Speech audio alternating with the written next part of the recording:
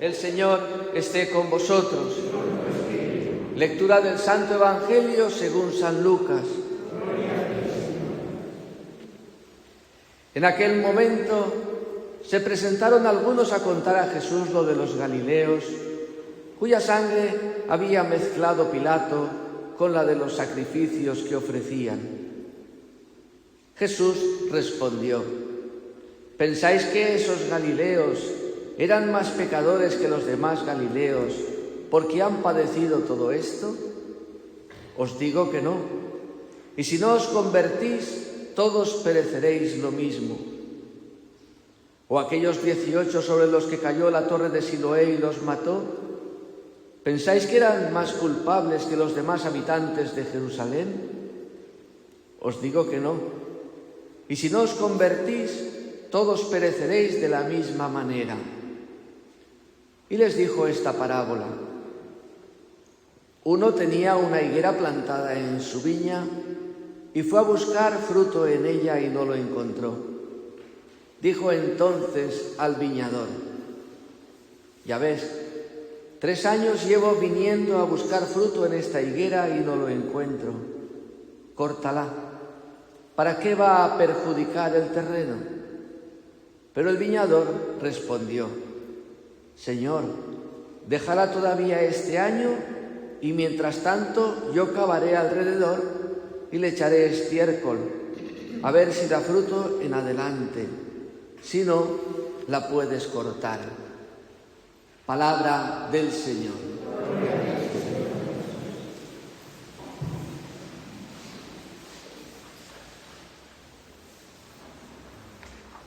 Buenos días, hermanos. Tenemos este domingo una llamada de parte de Dios a volvernos a Él, a este amor. Eso significa la palabra conversión en hebreo, teshuvá. En hebreo significa volverse. ¿Dónde? Pues volverse a la alianza, al amor de Dios, ¿no? En griego significa es metanoia, ¿no? Ir más allá de la razón, cambiar de mentalidad, Y hoy la palabra pues nos llama a convertirnos. La semana que viene veremos el amor y la misericordia del Padre, y la otra, cómo debemos de actuar el último domingo de Cuaresma. Pero hoy esta palabra, que es fantástica, nos ayuda a entrar en este tiempo de Cuaresma con conciencia, ¿no? O sabiendo que Dios, que nos ama, no viene a vulnerar nuestra realidad, ¿no? A veces pensamos que acercarse a servir a Dios, pues nos puede resultar un poco incómodo, ¿no? Pero ya la primera lectura se ve un amor y una misericordia, se ve un Dios que sufre. ¿Por quién? Por su pueblo. Decía, he escuchado el sufrimiento, los gritos de este pueblo y quiero ir a ayudarles, ¿no? He visto la opresión de mi pueblo, he oído sus quejas, conozco sus sufrimientos, ¿no? Por eso he decidido bajar a liberarlo de esta tierra de Egipto. Dios nos ve, tu pobreza, tu miseria, tus llantos, tus lloros, tus lágrimas, tus sufrimientos, tus pesares, tus penas. Dios no es ajeno a tu realidad ni a la mía. Y entonces, gracias a eso puede mostrar, ¿no?, su misericordia y su amor para con cada uno de nosotros. Es verdad que Dios permite en nuestra vida algunas realidades que nos son incómodas, como escuchamos también en el Evangelio, pero Dios quiere posarse sobre esa realidad. Y entonces vemos aquí que en ese misterio de amor Dios ha preparado a un hombre que se llama Moisés, que de ser príncipe de Egipto, el hijo de la hermana del faraón, ¿no?, adoptado porque era un hebreo, sacado de las aguas, pues como Dios va haciendo en este hombre para prepararlo una historia fantástica que Moisés no entenderá, como no la entiendes tú y yo tantas veces. ¿Cómo es posible que en esta vida mía esté la mano de Dios posada y Dios lleve, ¿no?, toda esta realidad hacia un encuentro personal con Él, para poder comprender y entender que está siempre a nuestro lado, Entonces todos sabéis que en un momento dado Dios permitió que Moisés matara a un egipcio y tuviera que huir. Y aquel que era lo más importante, de lo más importante, ¿no?, en Egipto, pues tuvo que retirarse, tuvo que exiliarse, por decir así. Y Dios permitió que fuera, ¿no?, allá a Madián, y allí conociera a Séfora, tuviera sus hijitos, sus seforitos, ¿no?, tuviera su suegro Jetró, tuviera un rebaño, y allí cuando ya toda la cosa aparentemente ya estaba olvidada y todo le iba bien, él contento de toda su historia, pues aparece esto que hemos leído hoy en esta primera lectura. Aparece la voz de Dios que dice Ejyesh Aser Ejyej, que es lo que tenemos aquí en la vidriera esta, Ejyej Aser Ejyej, ego eimi hoon, ego sum kisum, yo soy el que soy. Hebreo, griego, latín y castellano. Yo soy el que soy. Ese es Dios.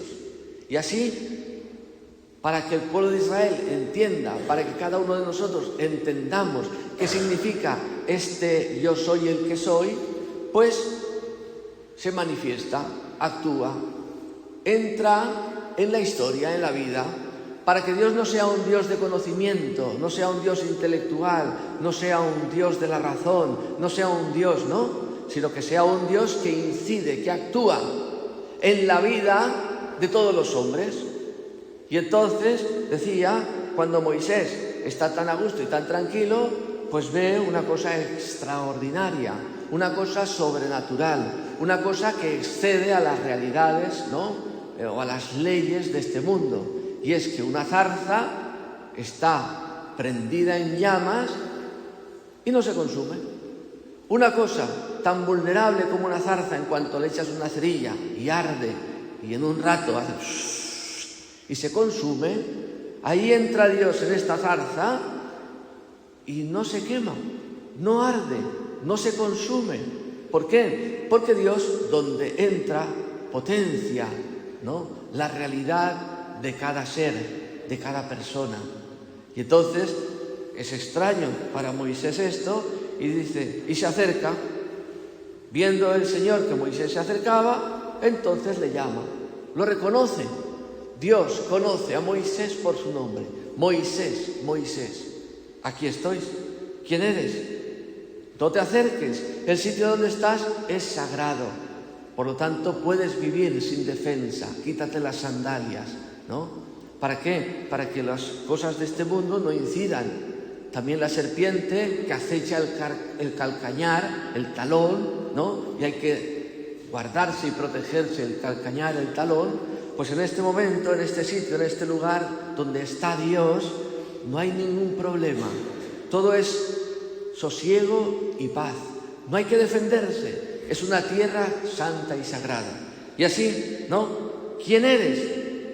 Yo soy el Dios de tus padres, un Dios que ha incidido en la vida de Abraham, en la vida de Isaac y en la vida de Jacob, un Dios que actúa, que obra. Y entonces dice, he visto esta realidad, la de este pueblo que vive una opresión, que vive un sufrimiento, y he decidido ir a sacarlos de la tierra de la angustia. Esto significa Egipto, la tierra de la angustia, Mizraim en hebreo, y llevarlo a una tierra espaciosa y fértil, una tierra que emana leche y miel. Como dijimos la semana pasada, la leche es el amor de Dios, la miel es el amor de los hermanos. Y así, mira, yo iré a los hijos de Israel y les diré, dice Moisés, el Dios de vuestros padres me manda a vosotros. Cuando me pregunten cómo se llama, ¿qué les digo? ¿Cuál es tu nombre? Yo soy el que soy. Yo soy el que es siendo. Una cosa filosófica, ¿no? Yo soy el que soy, reconociéndome en la actuación, en lo que hago, en lo que manifiesto, en lo que pongo en evidencia. No soy un Dios, ¿no? Si le preguntamos a Abraham quién es Dios para él, presenta a su hijo Isaac, ¿no? Porque él no podía tener hijos, lo escuchamos la semana pasada, y Dios le prometió una descendencia. ¿Quién es Dios? Dios es el que me ha dado un hijo. Pues así, el pueblo de Israel tiene esta memoria obligatoria, este recuerdo, ¿no?, que es la Pascua. ¿Quién es Dios? Dios es el que ve mis problemas y le pone soluciones. ¿Y cómo lo soluciona? Lo soluciona Él mismo. Y aquí manda Moisés, pero Moisés es un enviado, el que va a hacer los signos y prodigios, el que va a tocar el corazón del faraón, no va a ser Moisés, va a ser Dios. Es Dios quien entra para ayudarnos y defendernos sin que nosotros tengamos que poner nuestra vida en riesgo, por decir así. Y entonces dice, irás y le dirás, yo soy, me envía a vosotros. Ojo, porque yo soy es Jesucristo. Yo soy es Jesucristo. En el Evangelio de San Juan, si algo encontramos 7 veces, es yo soy el buen pastor, yo soy la luz del mundo, yo soy la puerta, yo soy, etc. Las 7 veces que lo dice Jesucristo en el Evangelio de San Juan. Pues aquí, este Dios viene a nosotros para ayudarnos, para defendernos. Por lo tanto, podemos entrar en relación con Él, es decir, podemos escucharle o podemos vivir con la oreja cerrada lo que Dios dice porque le tenemos miedo a que nos prive o a que nos ponga algo que no nos interesa delante. No, todo lo que Dios hace viene en favor tuyo, no viene a menguar, sino a sumar. Y entonces es importante y estupendo encontrar esta palabra que San Pablo nos dice en la segunda lectura. ¿Quién es este pueblo? ¿Quién es Dios? ¿Quién fue Moisés? ¿Quién bebió? ¿Quién comió? Era el mismo Cristo quien acompañaba a este pueblo desde su salida de Egipto hasta su entrada en la tierra prometida. Y entonces este Jesús que se acerca a nuestra vida, se acerca para que podamos convertirnos, es decir, volver al Señor, es decir, que nuestra razón, ¿no?, pase por una criba, por decir así, que es la del amor de Dios. ¿Cómo podemos pensar como cristianos?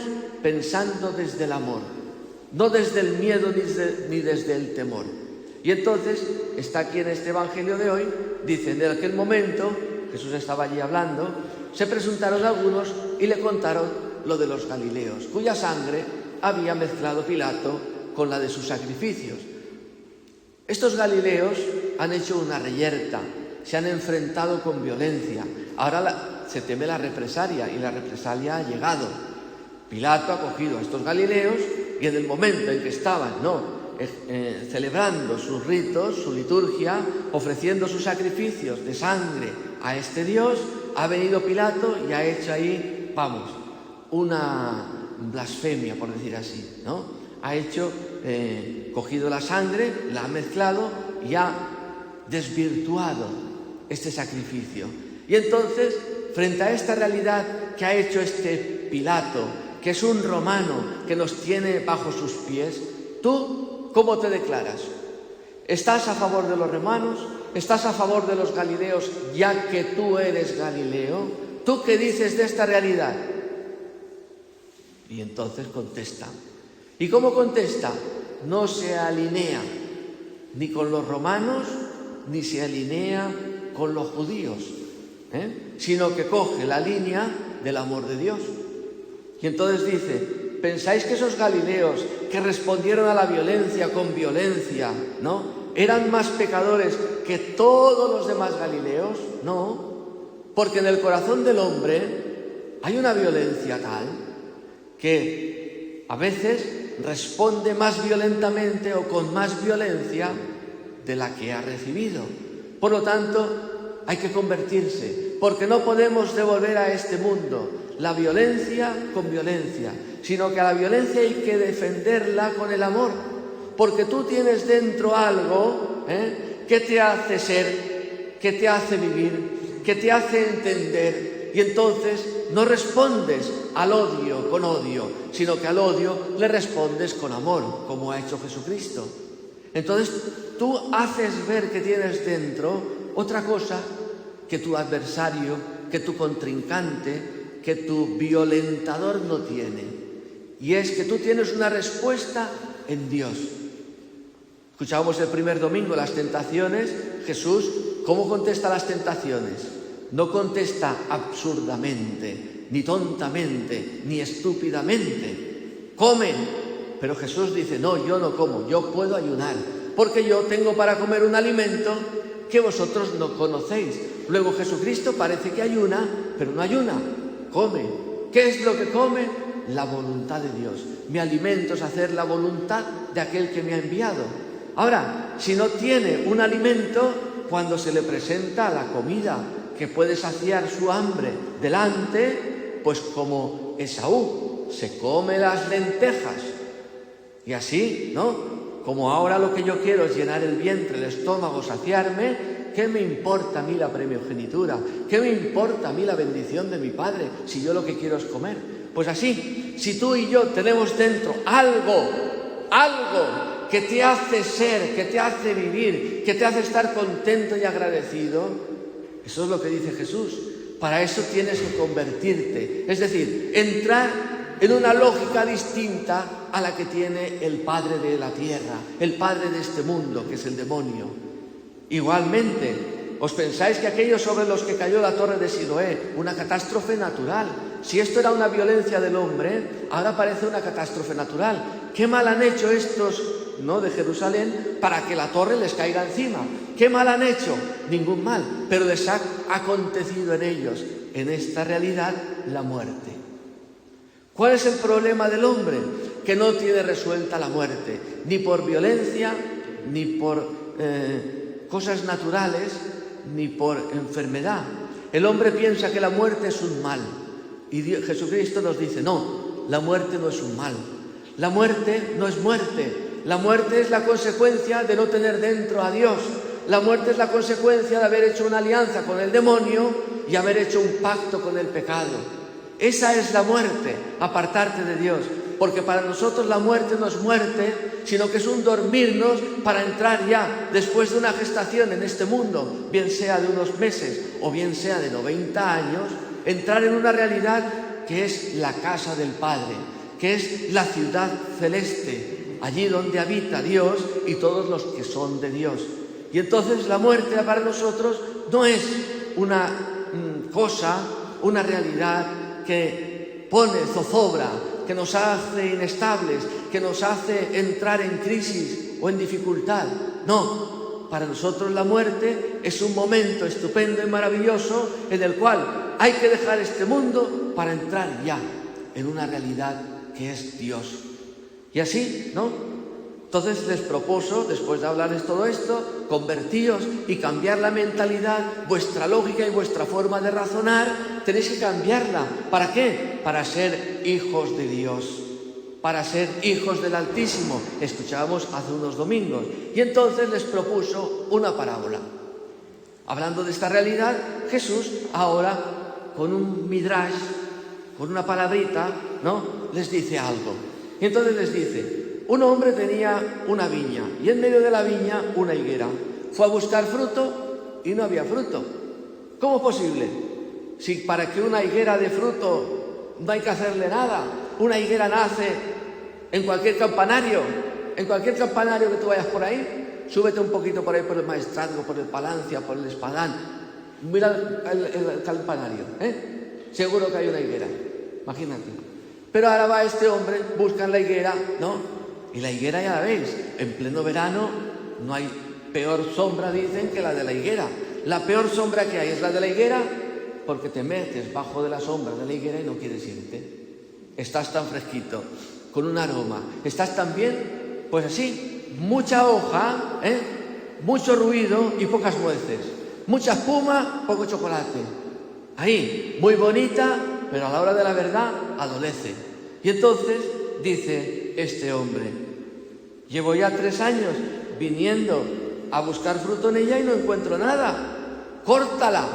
¿Para qué va a cansar el terreno? ¿Para qué va a comer del fruto de la tierra, del abono, de los sustratos que hay ahí? Que alimente eso a otras plantas, ¿no? Córtala. Pero aquí se hace ver el amor de Dios. No la cortes, dice el viñador, que es Jesucristo, ¿no? Déjala todavía un año más. Ten misericordia, ten paciencia. Y yo me voy a comprometer con esta higuera. Yo le voy a cavar, la voy a regar, le voy a poner estiércol, abono, y ya vas a ver tú que dará fruto. Y si no da fruto, ya al año que viene la cortas. Entonces, nosotros tenemos un año más, y un año más, y un año más. ¿Cuántos años pone Dios en nuestra vida que son signo de la misericordia y de la paciencia de Dios? Dice San Pablo, la paciencia de Dios es nuestra salvación, porque si Dios no fuera paciente y viniera enseguida a buscar fruto, no lo encontraría. Pero Dios quiere ayudarnos a entrar en este tiempo fantástico que es el de la Cuaresma, que no es una finalidad en sí misma, como ya hemos dicho tantas veces, sino que la Cuaresma nos ayuda a prepararnos para recibir los frutos de esta higuera, que es Jesucristo, que no eres tú ni soy yo, que Él es la viña del Padre, la selecta. En el Evangelio de San Juan Él dice, yo soy la vid, vosotros los sarmientos. Si no estáis en mí o sin mí no podéis hacer nada. Así como los sarmientos alejados de la vid no dan fruto, vosotros alejados de mí no podéis dar fruto. Por eso la Cuaresma viene a ayudarnos a injertarnos, a poner, o a recibir de esta vid verdadera la savia que necesitas, la savia que necesito yo para poder dar fruto. Un fruto, aunque sea poco, aunque sea pobre, pero un fruto que es signo de la misericordia de Dios, que viendo, que yo soy tan vulnerable, que viendo que me deshago como un terrón de azúcar, que viendo que me consumo como se puede consumir una zarza, con el amor de Dios en mi corazón no muero. Y entonces, en esta lógica nueva de que la muerte en Dios es vida, puedo entrar en lo que no me gusta para mostrar lo que Dios quiere mostrar, su amor y su misericordia. Es decir, puedo entrar en la cruz mía de cada día, porque sé que entrando en la cruz recibo el poder y la fuerza de Dios como un don, como una misericordia, como un regalo, para poder mostrar lo que no es mío, lo que es divino, lo que es de Dios. Pidámosle pues al Señor en esta mañana, pidámosle a la Virgen María, que ella es imagen de la zarza ardiente la zarza ardiente de Moisés, que lleva a Dios dentro, la Virgen María, y no se consume. Que sea ella también la que nos ayude a prepararnos y a caminar hacia este encuentro con la resurrección, hacia este encuentro con la Pascua. Que así sea. Creo en Dios Padre Todopoderoso, Creador del cielo y de la tierra.